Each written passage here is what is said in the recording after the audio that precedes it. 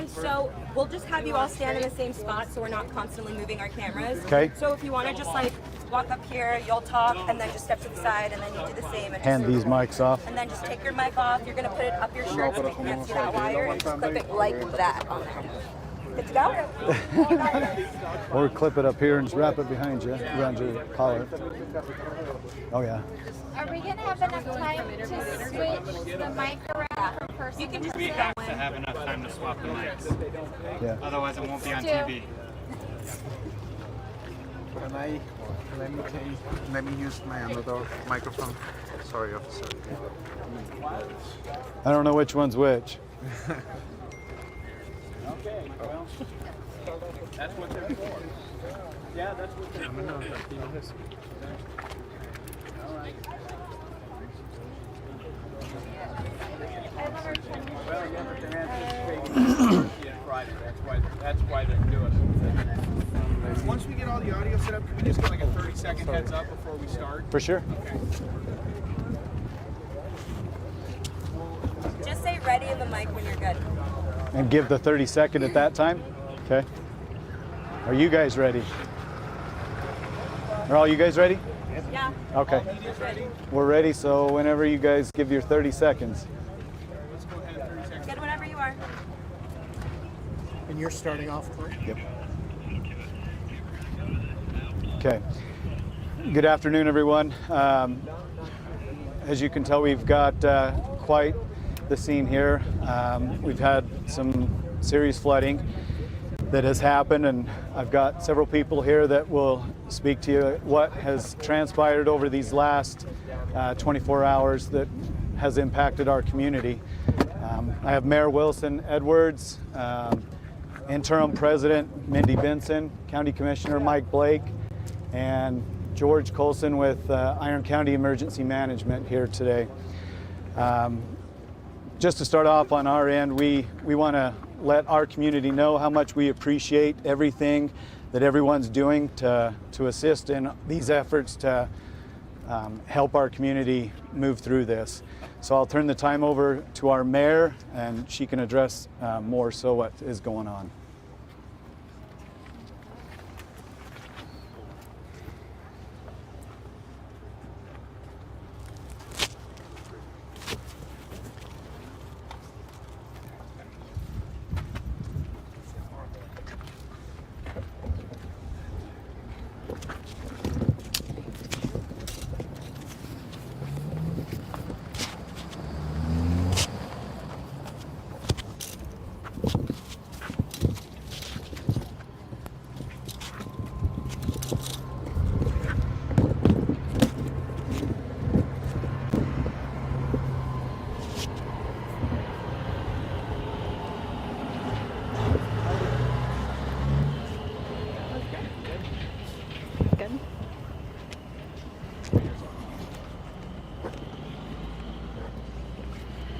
Good afternoon. I am Mayor Miley Wilson Edwards.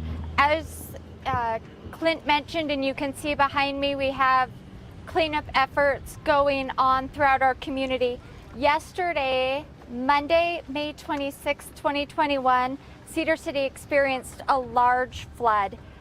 It led to me declaring a state of emergency here in our community. Preliminary data shows that we received over 2 inches of rain in an hour, which puts us at a 500-year flood capacity. Our systems were overwhelmed with the amount of rain in such a short period of time, and that is part of what has led to this extensive damage you see. We have businesses, student housing, apartments, residential homes that have all experienced substantial flooding. Some have become uninhabitable in the past 24 hours since this all began. Our city crews have spent all of last night and all through today working on getting roadways back open, getting the debris cleaned up, pumping out homes, pumping out businesses, working on traffic control and checking infrastructure, working on storm drains. as we are projected to have increased rains throughout the end of this week and into the weekend. We will continue to work together as a community. That is one of the hallmarks of Cedar City, is the volunteer spirit. You can see that in the forefront with friends, residents, the community and businesses, along with the city crews, all coming together. Last night, a Red Cross shelter was set up for those individuals that needed it. The Red Cross location is at 61 North, 900 West. The city and Iron County both have sandbags available. They have come in from multiple different surrounding jurisdictions to get sandbags into our area. If volunteers would like to assist with filling sandbags, they're both at the City Public Works Building and also the County Road Department. And those will be available to residents free of charge. Just go and pick up what you need to protect your homes and businesses as the rain is projected in the forecast. And overall, I just would like to again thank our many residents that have banded together, that continue to help one another, that continue to look out for our students, for our businesses, for our homeowners, and come together to do what they can to help get this mess cleaned up and also prevent additional flooding into the future. Mayor, do you have an estimate on how many displaced? I know that there was over 20 that were at Red Cross yesterday that had to use the Red Cross facilities last night. Any idea of like a dollar estimate at all? We are not to that point yet. We're still trying to get all of the major infrastructure and home damage assessed, and also businesses. So we'll turn the time over to President Mindy Benson.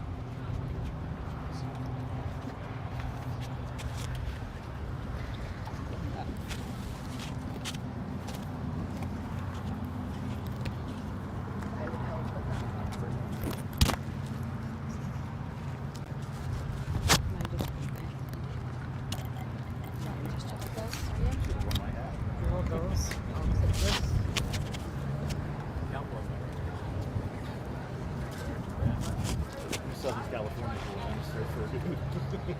originally. Good. But I'm changing. Good afternoon. We appreciate your interest and support of our community. First and foremost, our hearts go out to all of those impacted by this flooding. It's been a devastating loss, and it's been humbling to be on the ground today and to see what people are suffering and going through. So we appreciate the support, and we are humbled by the rally of our community. Our community always rallies and shows up, and we appreciate that. We sustained some minor damage on campus. There is some damage, but it pales into comparison with our residents and our students who have lost homes and belongings. We have about 200 students who have been displaced. We are putting them in our university housing for the next 30 days, short term until their apartments are available again or until we can find them housing. I have genuinely appreciated working with the leadership in this community, with the county and the city, and coming together to get the infrastructure that we need to help our campus and to help our students and to help this community at this time. Are there any questions? Where exactly around campus saw flooding or any damage? We saw flooding, especially in our football stadium. Our turf field and parts of the stadium were flooded. There's a piece of the student center, the Ashcroft Observatory Road, was partially wiped away, and there's some minimal damage to a few different places here and there, but again, nothing compared to what our community has sustained. So we're here to rally for them and to rally our students. It's been heartwarming to see that.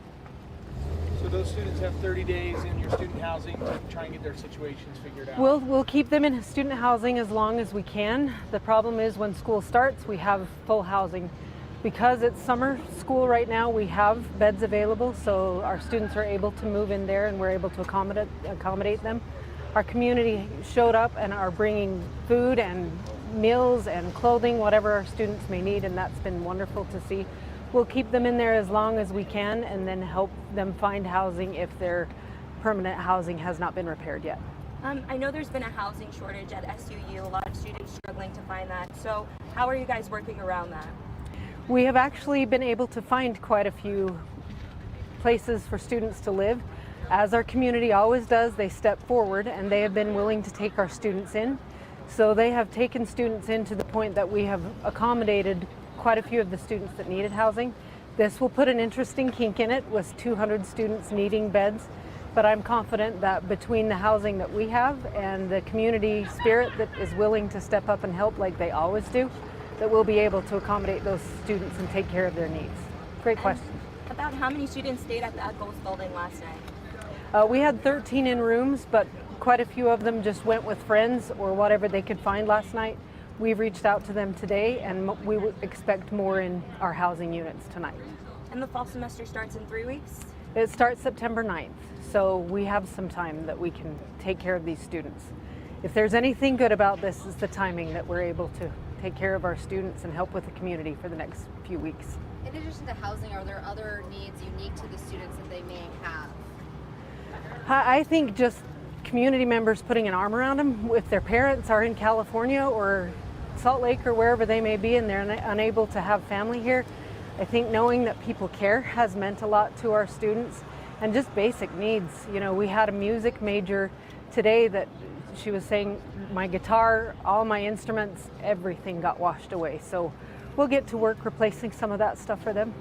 Yeah, I was going to say, are you guys allocating some funding to replace any valuables they lost? Is there kind of like an insurance? We're working on that right now. We have allocated time for both students and faculty and staff to address needs.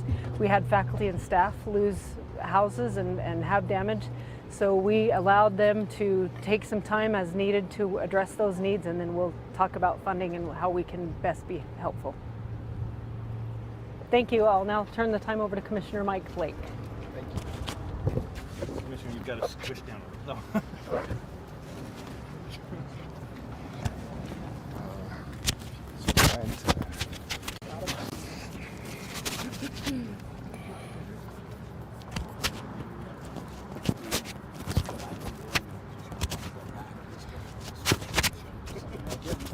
I think I got it.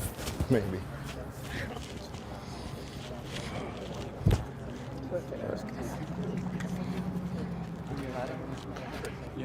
Do you have two mics plugged in? I believe so. There's just one Is there? sticking out. Oh, So the just other. make sure both of them are on your collar. I turned down help. Maybe I should have. It's right here. It's not as easy as it looks. No, and I've done this before, but I struggle some days. I have a pocket right here. Thank you guys for doing that with the mics, by the way. Oh no. Happy to do it. Do you want me to hold them? Oh, that'd be great. Good afternoon, everybody. My name is Mike Blake. I'm the current chairman of the Iron County Commission. One of my duties as Iron County Commission is to work with emergency management as well as our public safety divisions. So this kind of falls to me. First of all, we are very thankful to all of the community outreach that we have gotten. Our citizens have come together in an amazing fashion to reach out and help their friends and their neighbors, which has taken a huge burden off of our public safety resources. For that, we need to thank you. Just a brief timeline of kind of how things evolved yesterday. Once the rains hit, it became immediately evident that we were going to experience flooding, and happened almost immediately. We were able to reach out to the Red Cross. I was able to coordinate with the Church of Jesus Christ of Latter-day Saints yesterday to provide a place for our emergency Red Cross shelter. Some of the other things that we've done to benefit our community is our county landfill stayed open late last night. We had a lot of help shuttling debris to the landfill, which was awesome. Our landfill at this point will be open regular hours unless there's a need, but all fees are being waived for construction type debris for at least the next week, and then we'll assess from there. We don't want to place any undue burden on anyone for needing to clean up. Truly one of the coolest things about this is our coordination with both Mayor Wilson Edwards, President Benson. Immediately came together, reached out to our other cities in the county, Enoch City, Paraguna, Parowan, Summit, and Canaryville, and tried to address everyone's needs at a county level, and it was great. Worked out really well. One thing that we have just done as a county, literally now, the county, as the city declared an emergency last night, the county has just declared an emergency as well, and we're in the process of filing those documents to declare an official emergency. What that's going to do for some of our outlying areas that sustain damage, but maybe not as much as Cedar City, to reach that threshold to be able to declare an emergency in their own communities. We're going to do that as a county, which will help, hopefully in the future, offset some of those costs for our surrounding areas, Canaryville, Enoch, Summit, Parowan, Paraguna, kind of the east side of the valley that's been affected the most. As far as needs for volunteers, and I'm going to turn the time over to our emergency manager here in 1 second, but what we do need, I just came from the Red Cross shelter. They are in need of just some volunteers, some warm bodies. They've got a ton of supplies and not a lot of bodies to help. There is a group of students from Southern Utah University over there right now that are doing an amazing job, but if anybody does have a little bit of spare time, if they want to check into the Red Cross station down at 61 North, 900 West, it's at the LDS Chapel there on the corner. Red Cross is in need of some warm bodies to help dispense some of these things. The other thing, we have approximately 20,000 sandbags that we were able to get in last night. Like we've mentioned, we are expecting more weather.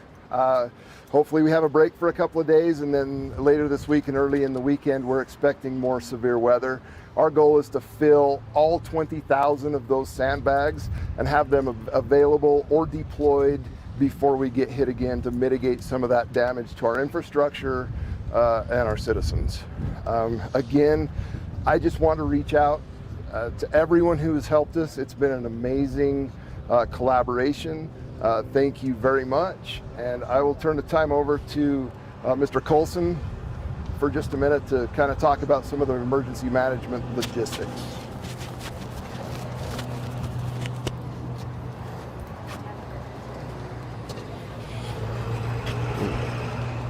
Help a guy out. Thanks. You will edit this part out. This is the part we're going to include. This is the part goes viral on this is the part that shows what's really going on Real behind the true scenes. behind the Oh, scenes. waiting. Can we get a first and last name here for Mrs. Colson? George Colson, C-O-L-S-O-N, just like Chuck. For those of you old enough to remember Chuck Colson. George is spelled the normal way? Huh?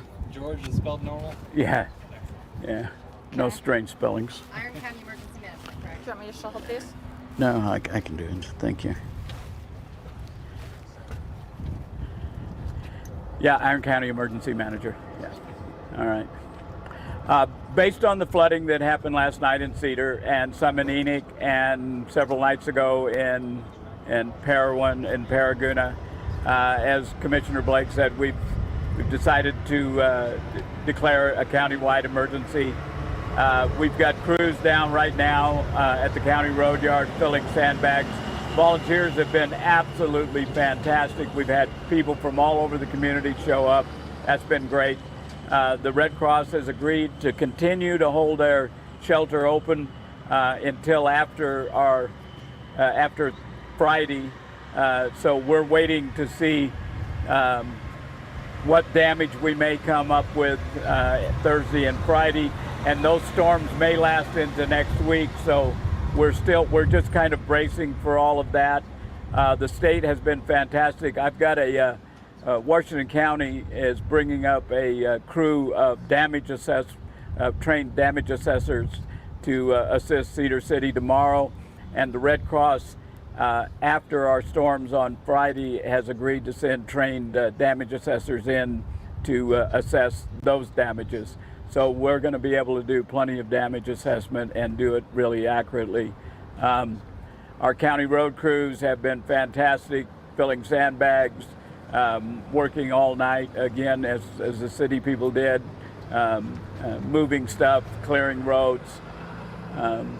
We're just, the community is coming together and working like it should. It's one of the benefits of living in a small rural county. Can we talk a little bit about these other communities? Enoch, I know, it sounds like there was a few days of flooding, and then yesterday again, so people might not realize what some of these other communities are dealing with. Well, as a matter of fact, off camera is Rob Dotson, who's the Enoch city manager, and his mayor are back there. And so maybe if they were hit hard a couple of days ago, but last night I understand it was much less damage. They're shaking their heads yes, so that's good. I'm on point on that one. However, Paraguna, which is in the northeast part of the county, got hit particularly hard the other night and had 6 feet over their flood control ditch. So that was some severe damage, had some road damages. So we've had some other places in the county, and that's why the county made that decision to declare a countywide emergency. Can you talk about what this flooding event is like compared to previous events that you've probably seen over the years? Well, first of all, nothing much happens in Iron County to disturb our quiet lifestyle, and I think this is just a shock.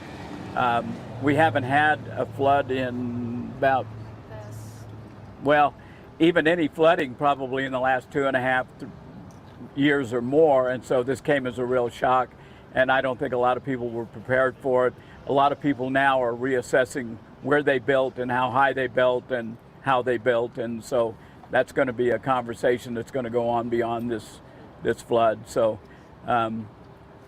floods are always fires. We were worried about fires for weeks on end, and instead of burning up, now we're going to drown. So if it isn't one thing, it's another. So, but yeah, this has come as a shock to, I think, a lot of people in the area. And how can people prepare besides, getting sandbags? City engineer, county engineer, looking at the elevation of their home, looking at how the drainage is. That's really an engineering question. I'm not an engineer, but those are just common sense, precautions they can take. And right now, we're just in a bunker mentality where people are grabbing sandbags as fast as I can fill them and building walls around their homes. So that's where we're at right now. All right. Any other questions? Want to wrap it up? All right. I'll just wrap it up and then we'll be done. How many wires have you got on me, Mayor? What? How many wires have I got on me? You have 2. Okay. There you are, Mayor.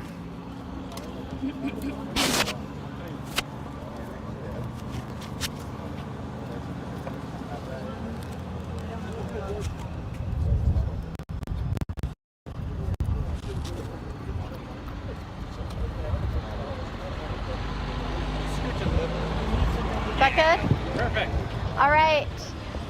Again, I am Miley Wilson Edwards, the mayor here in Cedar City, and I just want to reiterate what has been said. This has been a heartbreaking past 24 hours for our community, for the residents, for the businesses that have lost their homes, had such significant damage. I want our residents to know that you're not alone in this process, that we are here for you, we are here with you.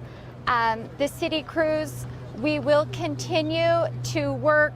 We have roadways that are closed due to damage.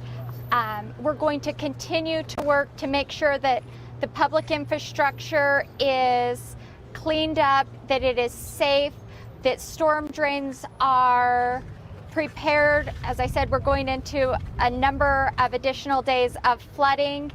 And so we're going to continue to focus on these areas, but also addressing the other areas throughout the community so that those residents are also prepared with this additional flooding. But overall, know that the city is here. We're standing behind you and beside you, and we're working hand in hand to take care of our residents and do what we can. We've been in contact last night with the governor's office, with the lieutenant governor's office, other agencies within the state, Washington County, and so we truly appreciate all of the partners both within our county and outside that have come together. Local businesses are donating supplies for those that are displaced, in addition to volunteering with their own equipment to help clear debris and take care of our residents. So this is truly a community built on volunteerism, and there is no better demonstration than when we all come together to serve one another. So for the residents, know we are here and we'll continue to be here to help you as much as we can in the days and weeks to come. Thank you. Thank you. Great job. Thank you, guys.